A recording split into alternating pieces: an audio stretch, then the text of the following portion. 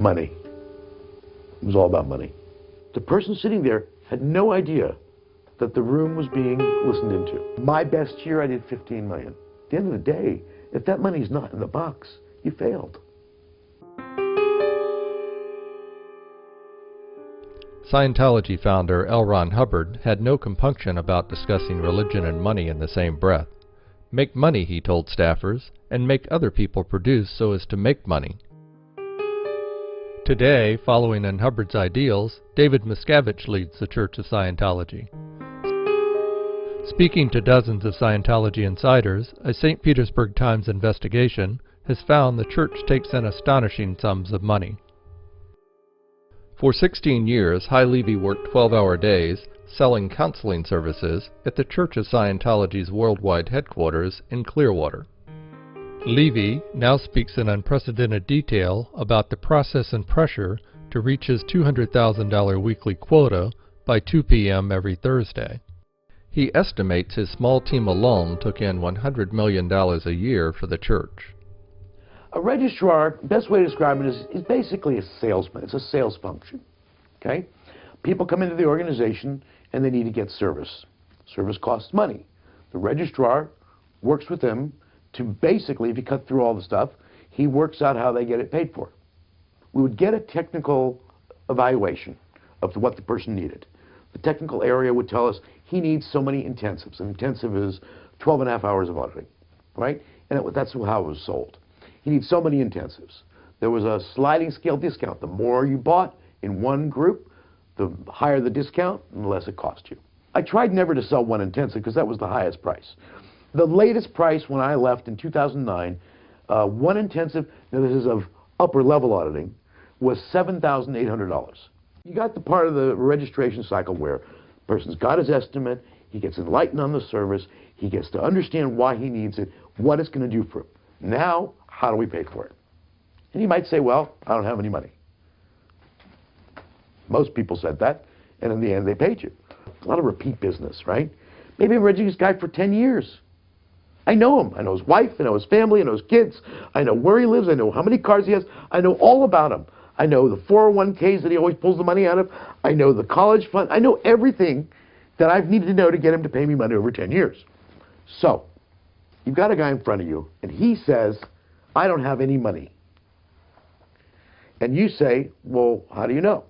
Oh, because I know all my cards are maxed out. Well, let's check them. Now, one of two things. He doesn't want to check them because he knows he has credit available on them, but he doesn't want to use it. Or he forgot and didn't know. Or, what I often found is, he got an increase he didn't even know about because they gave it to him automatically. He never looks at his statement. I said, well, let's just check them out right now. I'll tell you what, you go have a cup of coffee, give me your cards, and maybe he had 6 or 8 cards and he didn't want to spend an hour calling them. I could do it in 10 minutes, right? So give me your cards, and I'll need this information. Okay, good. Now, go have a cup of coffee, relax, I'll find out all the information and we'll get back together. So I make all the calls, I want to say, okay, you have $35,000 available credit. They go, I do? Realize the money is just a means to achieving something the person wants. And it's a fair statement that nobody pays for something that isn't going to give them some benefit. Everything you buy, you expect to give you a benefit. If you don't expect the benefit is worth the money, you won't buy it. Well, the benefits that we're giving in Scientology are priceless. Some of these things that people get handled, want to get handled, and do get handled, you couldn't put a price tag on it. It means to them a form of freedom. So where's the limit on what that's worth? So money is a very passionate subject. When you talk about money, you can run into all sorts of emotions about it, right? If the guy really feels he's going to get this thing handled, and you really just get him to look at how much it's going to mean to him in his life and how different his life will be, he stops worrying about the money. The church said if Levy focused on dollar amounts, he violated church policy. His job was to enlighten parishioners about Scientology, and he was reprimanded for going beyond that. Listening through hidden microphones, Levy's immediate supervisor, Kathy West, would sometimes call during private sessions. She might say, listen, they have the money. Don't buy what they're telling you about how they don't have it. Ask her about, and she'd mention whatever account she knew they normally paid out of. That's how you get the money, right? Okay, thanks. So I melched that into the conversation to where they said, well, yeah, I do have that account, but I'd rather not use it. Okay, so now you handle their objection to that and you close them. Okay. Sometimes she would send the receptionist in with a note saying, you know, whatever she wanted to say. Sometimes she would call and yell and scream at me on the phone in the middle of the interview. You have to understand, the person sitting there had no idea that the room was being listened into. They had no clue. These people are sometimes telling me their deepest, darkest fears, emotions, upsets, secrets, because they trust me, because I've worked with them for years, and they know me, and I'm going to help them, and they know that. So they're willing to tell me all these things. They don't know somebody else is listening. My senior, the director of reservation, worked in another building, the Fort Harrison, the Oak Cove. So she ran me by telephone. She would call me very often. In a day, maybe I'd get anywhere between 20 and 100 phone calls. I mean, 100 is exaggerating maybe a little bit. But certainly 20 was not out at all. I mean, 20 was like normal, maybe 30. And every time I reported income, fine. If I didn't report income for a while, and if my statistics were not in the range they needed to be, the escalation of the tone level of those conversations changed. From, come on, you got to get going here, to screaming, yelling, obscenities. The word in Scientology called interbulated. It means that the calmness with which you normally would comport yourself is gone, and it's just a mass of chaotic, random stuff lying around. Okay? Well, it was very much like that. And it would drag me to tears. It would push me to tears. I thought a pretty decent, strong person, but it demolished me. Is the person on the other end of the phone talking in terms of getting people, individuals, service, or are they talking in terms of dollar amounts? Money. It was all about money. That was all about money.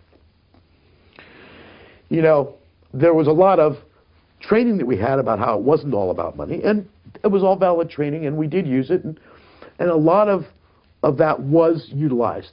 But I don't know how to put it.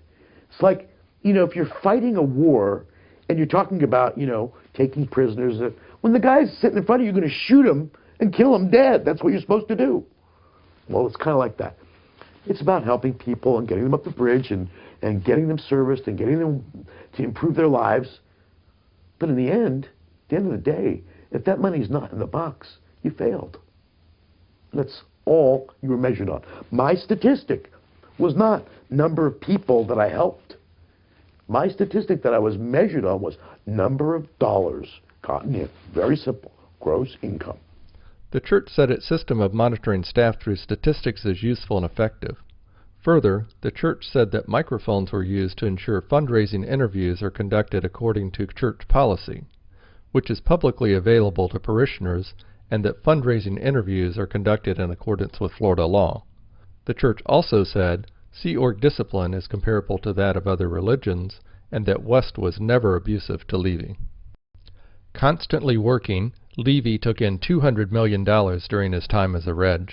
I almost never took any time off. I think in the time I was married, which was 12 years, I took off 2 or 3 days with my wife. I remember one year where I was number 2. It was like I was the new kid on the block and I was number 2 and I was proud of it. Sonia was always number 1. And I can't tell you the total amount she made. I would say it had to be somewhere between 25 and 30 million. My best year, I did 15 million. Most of the staff make $50 a week. 95% of the staff, $50 a week. And that's what we were making in the end. So I'm making $50 and I'm regging 200,000-300,000. You knew when you joined, you were getting paid $50 a week. You knew that. It wasn't like you were expecting anything different. And you knew you had a purpose, which was to help these people and to salvage what was happening in this society. That's what you cared about. Most of Levy's descriptions of the activities of the church fundraisers are false, and his figures are clearly embellished, the church said. He is correct, however, when he states the church registrars believe they are helping parishioners.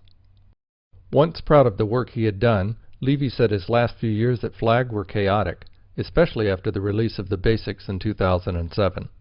There was an atmosphere that was nuts, insane, and before that, I was proud to associate myself with one of the top Scientology Sea Org organizations in the world. The top, basically. By the end, I didn't want anybody to know I had anything to do with it. Because of these huge quotas that were unforced beyond belief, the staff became frantic that they had to sell it. They had to. Now, everybody's doing it, so how do you manage to stay above it and be the one who makes the sale? Well, aside from all the gimmicky things about how you sell it to them in the first place, there was the person would arrive to the Flag land base, Flag Service Organization, and they were pounced on. Pounced from the minute their foot hit the tile of the lobby. When I left, the day that I got the official okay to go after 19 months of waiting for somebody to say it had enough sec checking, that we were done, we've looked at everything, signing all these documents about how I wouldn't say anything bad about anybody. And believe me, that scared me for a long time. I got outside, it was like what everybody takes for granted.